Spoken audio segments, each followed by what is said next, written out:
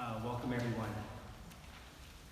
So I'd like to start off by offering my sincere congratulations to our graduating class and of course their families and loved ones. With the understanding that your hard work, your sacrifice, the all-nighters, the reading, the writing, the discussion, the papers, the projects, and the seemingly endless toil that is required of graduate students, the whole thing, this has indeed been a massive exercise in commitment and the desire to dig deep and to gain new tools, new concepts, new ideas, to refine your thinking, alter your understanding, and come away as a learned scholar, a humble practitioner, and a healer in the most profound sense of the word.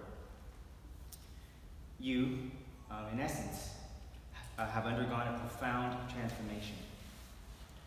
One whose effects and the outcome might not even be perceptible to you at this time.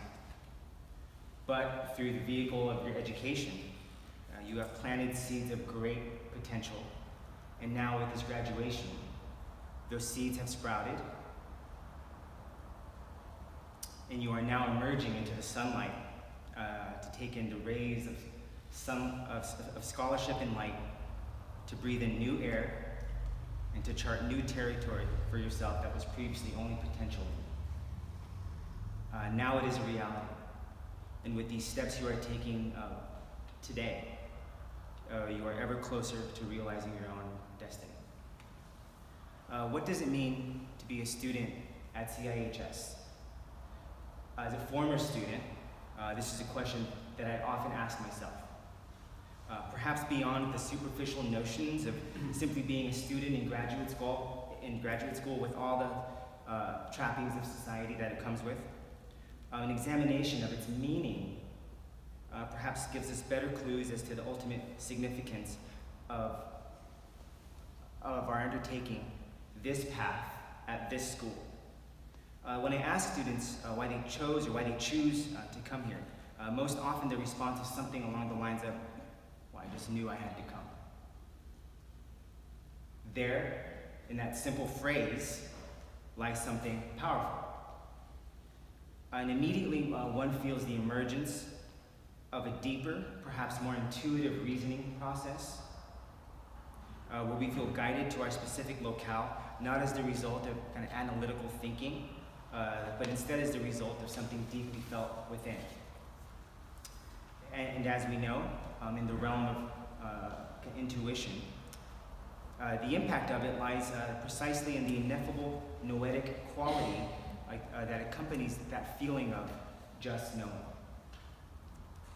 That feeling is present when we meet our partners, when we see our children for the first time, when we have our first deep meditation experiences, or when we learn of a theory or of a theorist who speaks to us so deeply that what we learn is not so much as taking in something new, as much as it feels like a remembering of what we've always known.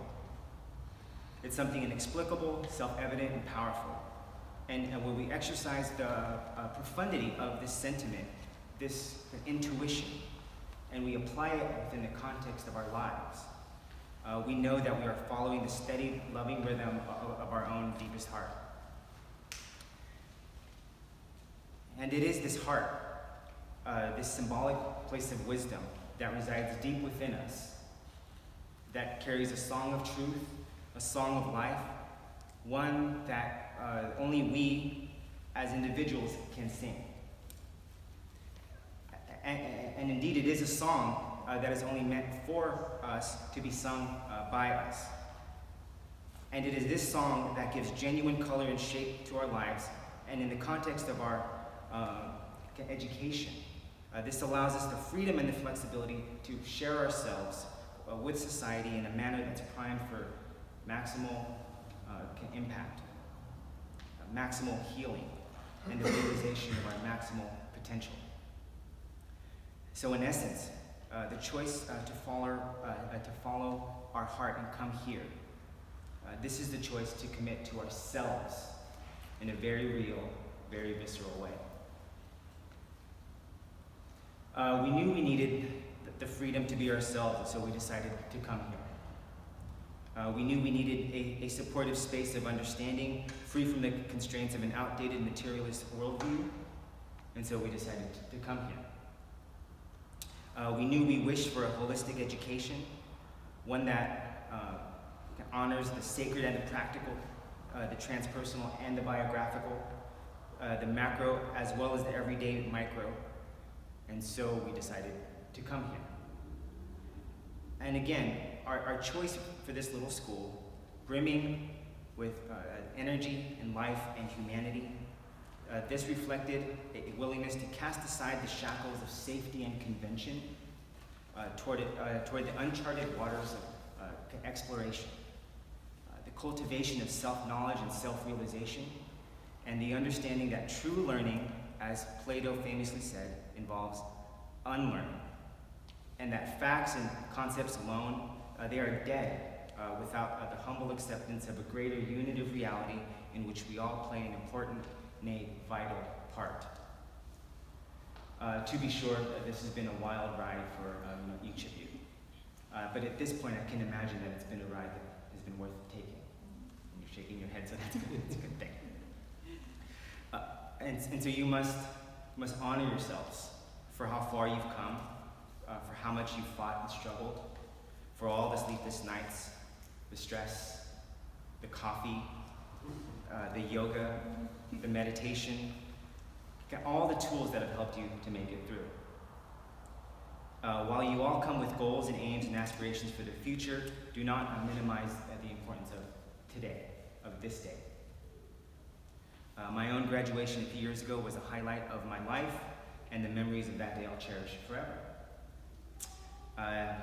And I will urge you to savor every bit, to breathe deeply, and to quietly acknowledge the loving kindness of your own spirit, which has guided you to this point. And so now you'll be known as CIHS alumni. You will join a decorated group of driven, creative, bright, unconventional scholars who took it upon themselves to heed the call of exploration and scholarship. For this, be proud, because we, as your community, we're so very proud of you. Congratulations again to the graduates and their families and their loved ones and our community at large.